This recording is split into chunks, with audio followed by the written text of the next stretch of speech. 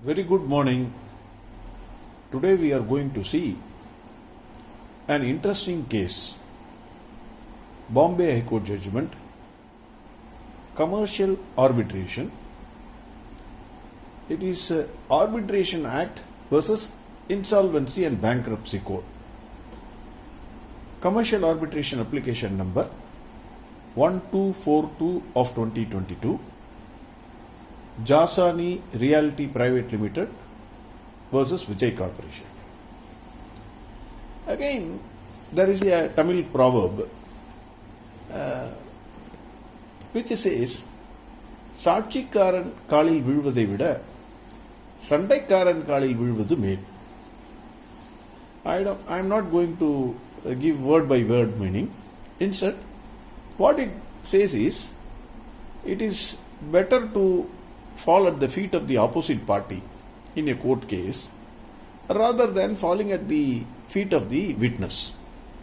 You have to go to the witness, beg him to come to the court, prove yourself. Lot of difficulties are there. Instead, you settle with the opposite party. This is what it says. It has been said thousands of years ago. We will get into the facts of the case and then we will see how this proverb applies to this situation. The issue before the Bombay High Court was, when proceedings are initiated under IBC, Insolvency and Bankruptcy Code, before NCLT, National Company Law Tribunal, whether the court is precluded from exercising jurisdiction in appointing arbitrator under the Arbitration Act, that is Bombay High Court. Whether Bombay High Court is precluded from appointing an arbitrator. This is the issue before the Bombay High Court. The facts of the case. Vijay Corporation provided financial assistance to JR Limited. Loan agreement was entered. Loan agreement contained an arbitration clause. JR Limited defaulted in its payments. So Vijay Corporation moved NCLT for initiating insolvency proceedings. JR Limited appeared and sought adjournments whenever case was posted for a hearing. Subsequently, JR Limited issued a notice for appointment of arbitral tribunal. Vijay Corporation did not agree and hence JR Limited moved Bombay High Court for appointment of arbitral tribunal. The contention of Vijay Corporation was that the application for appointment of arbitral tribunal is an attempt by JR Limited to dilute the proceedings pending before NCLT. Because already we have seen Vijay Corporation has initiated insolvency and bankruptcy proceedings against JR Limited for default in payments. The amount due from JR Limited is an admitted liability and hence the present application is to escape the rigor of IBC. This was the contention of Vijay Corporation before Bombay High Court. Since IBC proceedings are initiated by Vijay Corporation, the present proceedings should not be permitted. They argued before the Bombay High Court. Issue already we have seen. When proceedings are initiated under IBC before NCLT, whether High Court is precluded from exercising jurisdiction in appointing an arbitrator under the Arbitration Act. This is the issue. Bombay High Court noted that till date of moving the application under the Arbitration Act for appointment of arbitrator, there is no order passed by NCLT admitting the initiation of insolvency proceedings. This is very important, very important. High Court noted till date, that is the date of filing the application for appointment of arbitrator, there was no order passed by NCLT admitting the initiation of insolvency proceedings. Bombay High Court relied on Supreme Court judgment in Indus Biotech case, which made a distinction between position prior to admission of proceedings by NCLT under IBC and position post admission by NCLT. Supreme Court held that once the insolvency proceedings are admitted by NCLT, then such proceedings would assume the status of proceeding in rem. Third party rights will be created in all creditors of corporate debtor, and proceedings will have erga omnes effect. That is, the proceedings will be against all the persons involved in it. On the other hand, mere filing of insolvency proceedings before NCLT and its pendency before admission cannot be construed as triggering a proceeding in rem.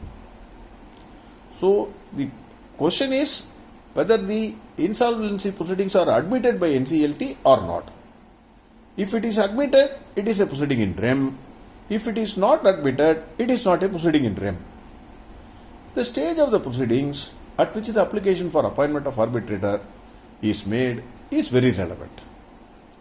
The Supreme Court in Indus Biotech case held that where a petition under the IVC code is yet to be admitted, and in such proceedings, if an application under Section 8 of Arbitration Act, that is, during pendency of a case before a judicial authority, if an application is moved before the judicial authority stating that the agreement contains an arbitration clause, then the judicial authority shall refer the parties to arbitration. NCLT is duty bound to first decide the application moved under IBC by recording a satisfaction with regard to there being a default or not, even if the application is kept along for consideration. In that case, the natural consequence of the consideration under Section 7 of IBC would fall on the application under Section 8 of the Arbitration Act. Looking slightly this thing, simply put, if whether the application is admitted by NCLT or not, that is the thing which needs to be seen. Hence, Bombay High Court held that mere filing of application under Section 7 of IBC cannot be an embargo on the court for exercising jurisdiction under Section 11 of the Arbitration Act. This is what the Bombay High Court held. The contention of JR Limited must have the contention that JR Limited must have moved a Section 8 application under the Arbitration Act before the NCLT, because the case is pending before the NCLT, instead of approaching the Bombay High Court under Section 11 of the Arbitration Act for appointment of arbitrator, was also rejected. The contention of JR Limited was, no, they should not have gone to the Bombay High Court. Already the matter is pending before NCLT. So you should have filed even this Section 8 application before the NCLT and not before the High Court. That was also rejected. Peculiarly in this case, after the judgment of the Bombay High Court was reserved, the parties have settled the disputes. Hence the Bombay High Court allowed the application. However, no formal order of appointment of arbitral tribunal was made, because they have settled themselves. Okay, let us not fight. Now, you come back to the proverb. It is better to fall at the feet of the opposite party than to approach courts for relief. Mediation, most people think it is a latest concept. That arbitration, etc., very, very latest, it has been brought. But the Tamil proverb is as old as the language itself.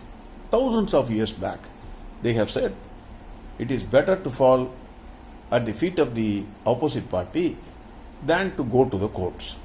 Saachikaran kalil viluvudai vida Sandaikaran kalil viluvudu மேல்.